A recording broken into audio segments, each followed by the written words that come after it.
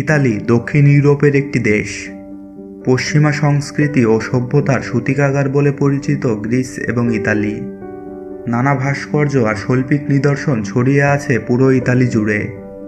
UNESCO world heritage site সবচেয়ে বেশি সংখ্যায় আছে এই ইতালিতেই।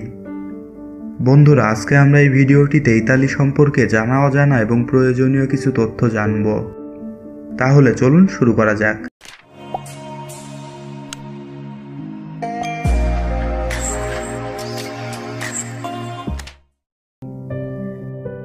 2 লক্ষ বছর আগের প্যালিওলিথিক যুগেও সমগ্র ইতালি জুড়ে আধুনিক সভ্য মানুষের অস্তিত্ব পাওয়া যায়।